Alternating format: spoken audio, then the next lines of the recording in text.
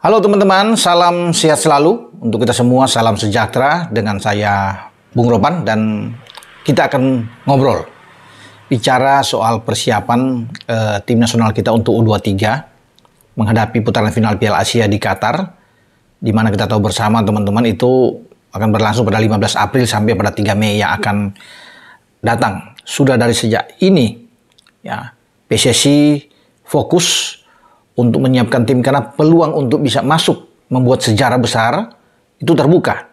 Memang sekarang ketika kita masuk ke putaran final setelah lolos dari Solo ya, dengan bagaimana kita bisa meraih kemenangan full saat itu, sejarah sudah tercipta. Untuk pertama kali kita lolos ke putaran final U23 untuk Piala Asia. Nah, sejarah itu akan terulang lagi jika kita terus melaju sampai ke babak semifinal, karena di semifinal ini ada perebutan 1-3 itu lolos ke Olimpiade musim panas di Paris. Dan ini pertaruhan besar memang bagi pelatih kepala STY yang menginginkan bahwa tim ini lolos ke babak 8 besar, dan perpanjangan situ kesepakatan dengan Ketua Umum PSSI, Pak Erick Thohir, itu akan berlangsung. Nah, disinilah ketika masuk ke 8 besar, 2027 sudah di depan mata dan tinggal teken perpanjangan kontrak. Bahkan STY mencanangkan bukan saja sampai ke 8 besar, peluang ke semifinal itu ada. Dan saya pikir ini wajar kalau kita sudah keluar dari fase grup. Ya, karena di fase grup itu kita ada di grup A bersama dengan tuan rumah Qatar, ada Australia dan Yordania. Kita keluar dari sini memang sangat terbuka dengan kualitas pemain, materi yang ada jika semuanya berkumpul.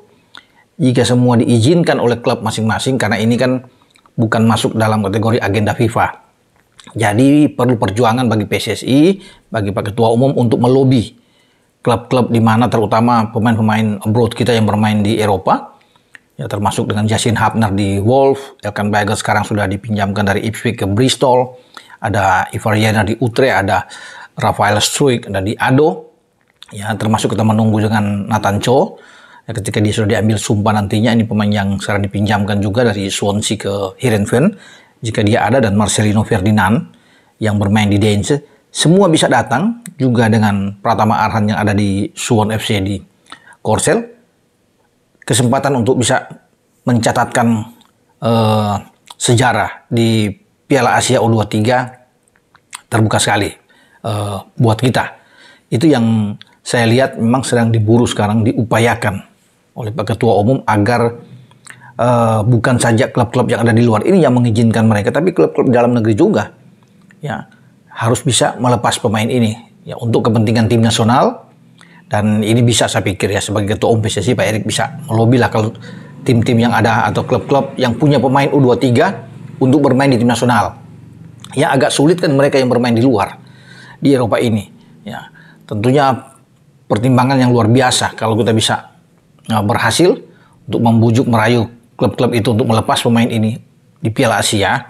Ya, target untuk bisa lolos ke semifinal sangat terbuka. Dan kalau kita sudah ada di semifinal, ini sudah tanggung.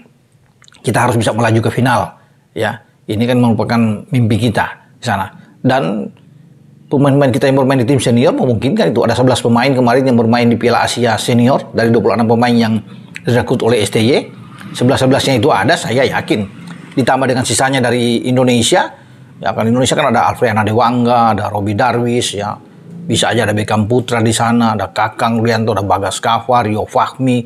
Kalau ada semua, Fajar Fatur Rahman, Jen Kelly Schroyer, kalau semua bisa bergabung, wah ini oke. Dengan tim kita kan ada Doni Tripamungkas juga yang bisa bermain. Jadi pasti kolaborasi ini akan sangat bagus buat kita ya untuk Piala Asia U23. Nah, kemudian jadwal kita akan bertanding nantinya 2 kali itu akan berlangsung di Stadion Abdullah bin Khalifa. Abdullah bin Khalifa itu pertandingan kedua antara Indonesia dan Australia, dan Indonesia menghadapi Yordania. Pertandingan pertama tanggal 15 April kita akan bertarung langsung dengan tuan rumah, tim U23 Qatar. Ya, tim ini akan berlangsung di Stadion Jassim bin Hamad di Doha. Ini pertandingan juga yang menentukan ini bagi kita. Tapi saya pikir ya, walaupun ini Qatar sebagai tuan rumah, U23 dia ya tidak terlalu istimewa lah kalau bisa dikatakan dengan tim U23 kita. Kalau kita yang dengan catatan tadi ya, semua tuh Justin Hubner datang, Elkan Bagot ikut di dalam, Ivar Yaner, Rafael Struijk, Marcelino Ferdinand, Pratama Arhan, semua ada di dalam, termasuk Nathan Cho yang ada di sana. Saya meyakini ini Marcelino Ferdinand dan kawan-kawan bisa mengalahkan Qatar di pertandingan pertama ini. Ya, kita tidak boleh juga menganggap enteng karena mereka sebagai tuan rumah, tentunya mereka bertekad juga untuk bisa mengalahkan Indonesia. Tapi kalau lihat dari head to head antar pemain, kita lebih bagus, lebih unggul di sini. Nah, kemudian ada pertandingan berikut tanggal 18 April setelah lawan Qatar, kita akan bertarung melawan Australia, ya, di Abdullah bin Khalifa ini. Sini akan bisa terjadi pembalasan. Kalau tim senior kita kemarin kalah di babak 16 besar dari Australia dengan 0-4, disinilah tim U23 kita bisa melakukan pembalasan. Karena di sana juga kan ada Marcelino yang bermain bersama Australia kemarin. Ada Ivar Yaner, ada Rafael Struijk, ada Justin Hubner, ada Elkan Bagot. Nah, saya lupa juga mengatakan bahwa Elkan Bagot ini sudah dipinjamkan ke Bristol. Mungkin saja dia diberikan izin ya oleh Bristol. Ya, tapi terlepas itu tergantung dari pendekatan juga dari ketua umum PSSI. Jadi kalau Elkan bermain di belakang, di sana dari Rizky Ridho, ya bisa dipasangkan di situ. Kuat sekali, karena kita masih punya pemain-pemain cadangan juga, ada Muhammad Ferrari, ada Alfred Dewanga yang juga bisa direkrut oleh STY masuk untuk memperkuat tim di belakang, ya sangat bagus. Bahkan kita masih punya Komang yang bisa ada di dalam, yaitu Komang Teguh yang bermain di Borneo. Jadi ini semakin kuat tim kita. Kita bisa mengalahkan Australia tim U23.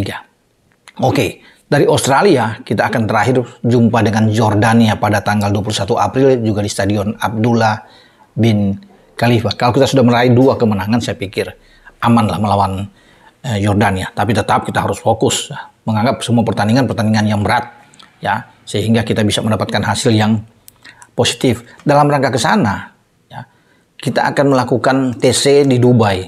Mungkin di akhir Maret kalau nggak salah, kita akan ke Dubai. Jadi sebelum Lebaran.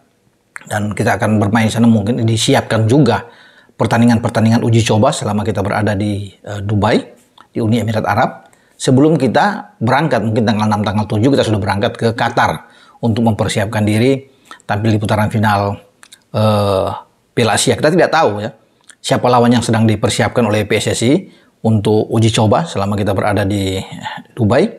Dan kita harapkan semua akan berjalan sesuai dengan rencana ke depan dan tim ini akan siap pada waktunya. Oke, di belakang saya ada gambar Ramadan Sananta. Ini pemain striker tinggi 182 bagus dari Persis Solo. Kemarin dia tidak dimainkan sepanjang pagelaran Piala Asia Senior di Qatar karena dia mengalami cedera, tidak bugar sama sekali sehingga STY tidak memainkan Ramadan Sananta. Padahal banyak orang ingin melihat, saya juga sendiri ingin menyaksikan penampilan Ramadan Sananta. Tapi karena dia tidak bugar sehingga tidak bisa bermain. Nah, pada saat U23 saya rasa ini menjadi salah satu andalan bagi STY.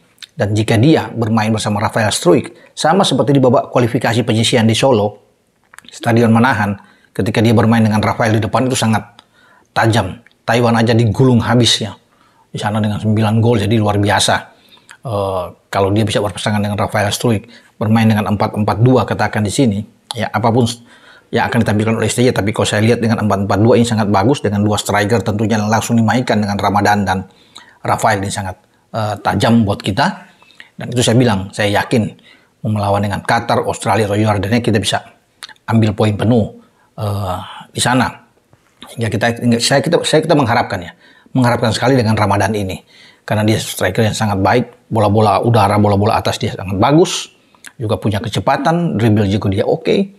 Jadi skill dia baik, teknik ya bagus ya, dan dia punya naluri besar dalam hal mencetak gol. Jadi kolaborasi dia dengan Rafael kalau ini memang terjadi dan Rafael diizinkan klubnya untuk ikut di Piala Asia ya, U23, ini sangat mengerikan tim kita.